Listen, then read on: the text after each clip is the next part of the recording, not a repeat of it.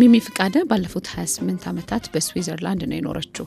ሚሚ ከሀገር ስትወጣ ስዊዘርላንድ እንዴት እንደተቀበለቻት እንደዚሁም የገጠማትን የህይወት ገጠመኞች ሀዊር የሚል ርዕስ በሰጠችው መጽሐፍ ላይ አስፍረዋለች።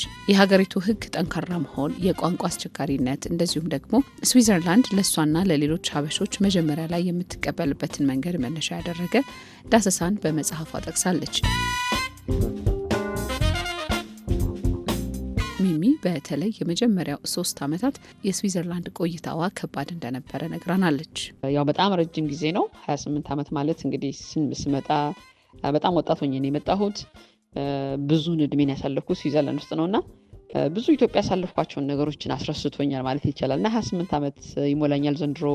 እንደሚታወቀው ስዊዘርላንድ በዓለም ደረጃ ሀብታም ተብሎ ከሚጠቀሱት ሀገሮች ተርታ የምትቆም ሀገር ነች። እና ያም ሆኖ ግን በስደት የምንገባ ሰዎች የራሱ ያው የሚያጋጥመን የህይወት ውጣ ውረድ አለና በሰፊው የጻፍኩት ሀዊር መጽሐፌ ላይ አስቀምጫለሁ። በሰፊው ማለት እንኳን ይከብዳል፣ ግን በእኔ በራሴ የገጠሙኝ የህይወት ገጠመኞች እዛ ላይ ለማስቀመጥ ሞክሬያለሁኝና ውብና በህግ ደረጃ ጥብቅ የሆኑ ሀገሮች ናቸውና ለኛ ለኢትዮጵያኖች መጀመሪያ አካባቢ ላይ ሁሉንም ህግ ተረድቶ መጀመሪያ ላይ ህጉን ተረድቶ እንደገና ደግሞ ህጉንም ደግሞ ተቀብሎና ተግብሮ ለመኖር ትንሽ ይከብደናል። ያው አስቸጋሪ የሆነ ቆይታ አሳልፌያለሁ ብዬ ባልልም በራሱ ግን የራሱ ካራክተር ያለው ጥረት የሚጠይቅ ቆይታ ነበረኝ። በተለይ የመጀመሪያዎቹ 3 ዓመታት ማለት ነው። ከዛ በኋላ እንኳን ያለው ማህበረሰብ ውስጥ መግባትም ስለቻልኩኝ ብዙም ሳይቸግረኝ በጥረት ጥሩ ጊዜ አሳልፌያለሁ ብዬ አስባለሁ። ሀዊር መጽሐፍ የራሷን ገጠመኝ መነሻ አድርጋ ነበር የጻፈችው። የሀገሪቱን የተፈጥሮ ውበት፣ የፖለቲካና የማህበራዊ ህይወትን ለማስቃኘት ሞክራለች። በመጽሐፏ ሚሚ በመጽሐፏ የህይወት ጉዞዋን ለማካተት እንደሞከረችም ነግራናለች።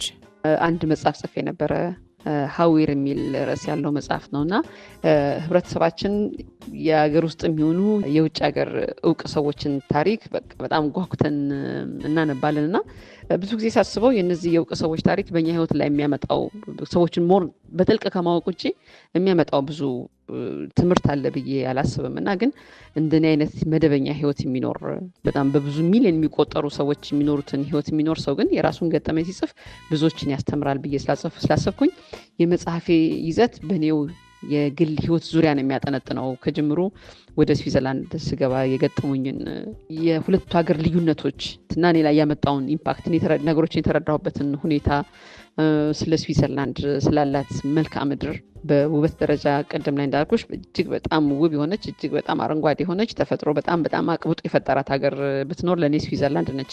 በራሷ አገርም ሁላ አትመስልም። አንዲት ትልቅ ኤምባሲ ነው የሚመስለው፣ ግቢ ነው የሚመስለው ከጽዳቱ ካለው ከሁሉ ነገርና እሱ ነገር በቃ የሆነ በጣም በቃ ቅዠት ነው የሚመስለው ሁላ። ማህበረሰብ ውስጥ እየገባሁኝ ስመጣ ያላቸው የፖለቲካ ስርዓታቸው የንቃተ ህሊናቸውን ከፍታ ስለሱ በተወሰነ መልኩ ለመግለጽ ሞክሬያለሁኝ። ከዛ ደግሞ የራሴን የስደት ኑሮ የፍቅር ህይወት ከነጭ ጋር ተጋብተው ሲኖሩ ያሉትን ፈተናዎች እንደው ፈተና ተብሎ እንኳን ባይባልም ግን የሚያጋጥሙ ገጠመኞችና እኔ የፈታሁባቸው መንገዶች ከዛ በኋላ ትዳር፣ ልጆች ምናምን እና ስለሱ ነው ለመግለጽ የሞከርኩትና የአንድ ሰው የህይወት ተመክሮ ለምሳሌ እኔ መጽሐፍ ላይ በ20 ምዕራፍ ነው ከፋፍዬ የጻፍኩትና ማንኛውም አይነት ሰው መጽሐፉን የሚያነበው ሰው ከ20 ምዕራፍ ቢያንስ 5 or 6 ላይ የራሱን የህይወት ገጠመኝ ያገኘዋልና አንዳንድ ነገሮችን በዛ ጀርባ መረዳት ይችላልና እንደዛ አይነት ይዘት ያለው መጽሐፍ ነው የጻፍኩት። ምንም እንኳን ረጅም ዓመት ኑሮዬን በስዊዘርላንድ ባደርግም የሀገሬን ስሜት ሁሌም ከኔ ጋር ነው ብላናለች። የባህር ማዶ ዜግነት ያለው ባለቤቷ ጋር በትዳር እየኖረች ያለችው ሚሚ የሀበሻ ምግብ ልጆቿም ጭምር የመጀመሪያ ምርጫቸው እንደሆነ ነግራናለች። እኔንም ጨምሮ ኢትዮጵያዊ ሰንኮፉ ብቻ ነው ከሀገር የሚወጣው እንጂ መንፈሱ ስነ ልቦናው ብዙ ነገሩን እዛው ኢትዮጵያ ጥለን ነው የምንመጣውና የሆነ ለሁለት ተካፍለን የምንኖር ሰዎች ነን። እዚህና እዛ ባለሁበት የኑሮ ሁኔታ የነጩ ማህበረሰብ ውስጥ በጣም ጥልቅ እየገባሁኝ ሰው ነኝና ለምሳሌ በምግብ ደረጃ ራሴን የነጭ ምግብ በደንብ ማብሰል እችላለሁ። በደንብ በቃ ጥሩ ከሚባሉት ምግብ አብሳዮች ውስጥ ነው ራሴን የምመድበው። በገጠመኝም ትልልቅ የሚባሉትን እውቅ የተባሉ ሬስቶራንቶች ላይኛው ድረስ ተጠቅሜ ያውቃለሁኝና ምንም ብለሽ በኝ እንጀራ ኢትዮጵያን ምግብ እንጀራን የመሰለ ምግብ ምድር ላይ አለ ብዬ አላስብም።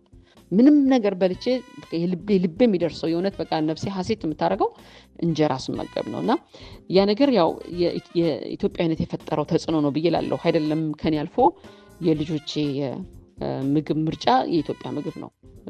ለምሳሌ አንድ የሚያስቅ ምሳሌ ያለኝ፣ ሁለተኛው ልጄ ልደቱን ሲያከብር ክትፎ ላይ ሻማ ተሰክቶ ነው ሻማ እንኳን እፍ የሚለው እና በጣም በቃ ለክትፎ ያላቸው ፍቅር፣ ለጥብስ ያላቸው ፍቅር፣ ለሽሮ ያላቸው ፍቅር፣ ብቻ የኢትዮጵያ ምግብ የሚባለውን የትኛውንም ነገር ያላቸው ፍቅር የተለየ ነው። ያ እኔ የተፈጠርኩት ተጽዕኖና በራሱም ይመስለኛል ምግቡም ያለው አንድ የተለየ ነገር አለው። ከራሱ ካበላሉ ይጀምራል። በእጃችን ስለምነካው ይሄ ከእጅ ጋር ያለው ኮንታክት በራሱ አንድ የሚያመጣው ነገር አለ።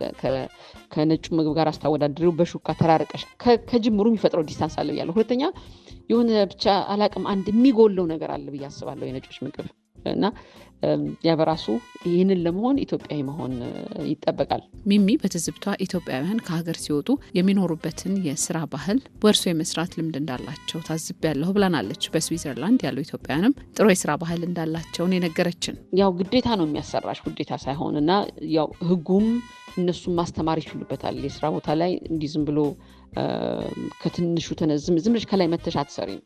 መሰረቷን ይዘሽ እንዴት መስራት እንዳለበት ስለሚያስተምሩሽ ኢትዮጵያዊ ውጤታማ ነው በስራው። በደንብ በቃ የሚጠበቅበትን የሀገሪቷን ስታንዳርድ ጠብቆ የስራ ባህላቸውን እንወርሳለን እና ጎበዝ የሆኑ ሰራተኞች አሉ። ያው የስራው አይነት ተምሮ የሚሰራ ሰው አለ፣ የጉልበት ስራ የሚሰራ ሰው አለ፣ በእውቀት የተመሰረተ ደግሞ ማለት በትምህርት ደረጃ ባይማረውም ግን ቦታው ላይ አውቀው ጥሩ ቦታ ላይ ያሉ ሰዎች አሉና የስራ ባህል የስዊዞችን የስራ ባህል ወርሰናል። የስዊዝ የስራ ባህል በዋናነት ሊጠቀስ የሚችለው በልህቀት ደረጃ በጣም በቃ የታወቁ ናቸውና እንዲህ ዝም ብሎ የሚታለፍ ትንሽ ነገር የለም። ሁሏ ነገር ጥንቅቅ ብላ መሰራት አለባት የስዊዝ ስራና ያንን የስራ ባህል ኢትዮጵያዊ ለምዷል ብዬ አስባለሁ።